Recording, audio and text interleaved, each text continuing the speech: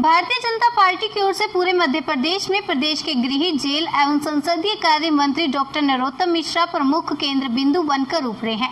प्रदेश में हो रहे उपचुनाव की सभी 28 विधानसभा सीटों पर डॉक्टर नरोत्तम मिश्रा की मांग है। लगता है कि डॉक्टर मिश्रा ने अपना प्रमुख फोकस दतिया की भांडेर विधानसभा सीट एवं ग्वालियर की डबरा विधानसभा सीट पर लगा रखा है। ज्ञात हो कि उक्त दिनों ही सीटें अनुसूचित जाति के लिए आरक्षित हैं, जहां भांडेर में कांग्रेस की विधायकी छोड़कर अब भाजपा की ओर से किस्मत आजमा रही रक्षा संतनाम सिरोनिया उम्मीदवार हैं। वहीं ग्वालियर की डबरा विधानसभा सीट से कभी भाजपा नेता रहे और डॉक्टर नरोत्तम मिश्रा के करीबी कहलाने वाले सुरेश राजे कांग्रेस उम्मीदवार के रूप में मैदान में हैं। उनका मुकाबला कांग्रेस छोड़कर भाजपा में आई प्रदेश की महिला बाल विकास मंत्री इमरती देवी से हो रहा है। डॉक्टर नरोत्तम मिश्रा ने फिलहाल अपना फोकस इन्हीं दोनों विधानसभा सीटों पर कर रखा है। बता दें कि डबरा एवं भांडेर विधानसभा में डॉक्टर नरोत्तम मिश्रा लगातार और ताबड़तोड़ चुनावी सभाएं कर रहे हैं और भाजपा के लिए वोट मांग रहे हैं। अपने भाषणों में डॉक्टर मिश्रा कांग्रेस एवं पूर्ववर्ती 15 महीने की कांग्रेस सरकार को निशाना बनाने से नहीं चूकते। शुक्रवार को दतिया के बगडोर गांव में डॉक्टर नरोत्तम मिश्रा ने कहा कि देश में अगर लिखित में झूठ बोलने वाली कोई पार्टी है तो वह कांग्रेस है।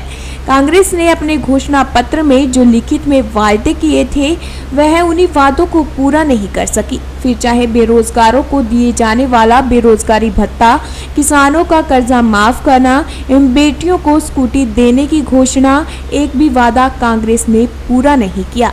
डॉक्टर मिश्रा ने यह भी कहा कि यह आम चुनाव नहीं है और उपचुनाव है। आम चुनाव एवं उपचुनाव में यह अंतर है कि आम चुनाव जहां सरकार बनाने के लिए होता है, वहीं उपचुनाव सरकार चलाने के लिए होता है। न्यूज़ ऑफ भारत के लिए मध्य प्रदेश से पॉलिटिकल हेड रामकुमार श्रीवास्तव की रिपोर्ट। विधायक रहा था तब भितरवार इसी में आती थी, तो झाऊ घड़ीचा पवाए तक के सबरे गांव इसी में थे, तो दुबेश्वर महाराज की उसमें और आप सबके दर्श स्पर्श होते ही रहते थे। फिर दतिया आ गया। दतिया आ गया तो ऐसा संयोग बना कि आप लोग भी दतिया में आ गए। तो इस हाथ से हो चाहे इस हाथ से, रूप कोई भी हो, संपर्क होता रहा। पर वोट मांगने पहली बार आया हूं।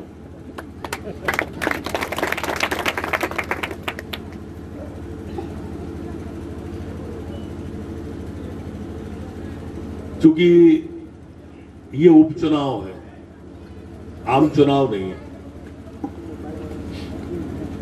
उपचुनाव से अभिप्राय मेरा, आम चुनाव होता है सरकार बनाने के लिए।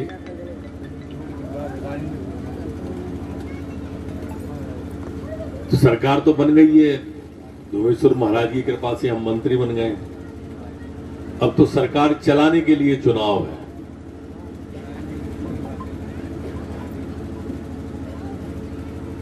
स्वाभाविक रूप से दो चीजें आपके सामने हैं। एक तो 15 महीने की कांग्रेस की सरकार है, जो माननीय कमलनाथ जी के नेतृत्व में आप सबने देखी मध्य प्रदेश में, और एक 5 महीने की हमारी सरकार है।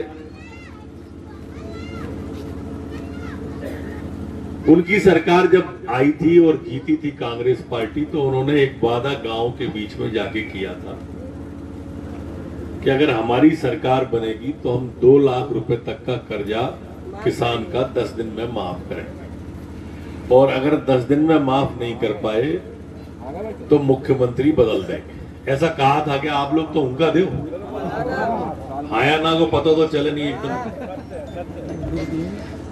अब अपन तो बिल्कुल तेल पोर्शन पे रहते हैं, बड़गोर वाले सबसे आखिरी गांव है अपना, जाके बाद भितरवार है।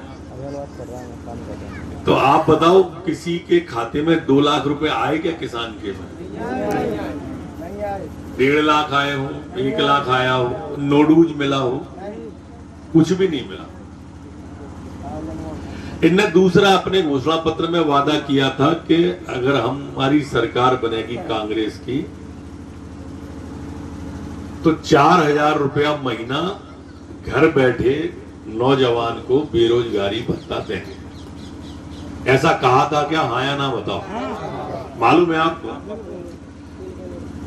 15 महीने इनकी सरकार रही, 4,000 रुपया महीना के हिसाब से 15 चौक 60,000 रुपया होते हैं। तो किसी नौजवान के खाते में 60,000 आए क्या? 30,000 आए क्या? 15,000 आए क्या? 5,000 आए क्या? 500 आए क्या?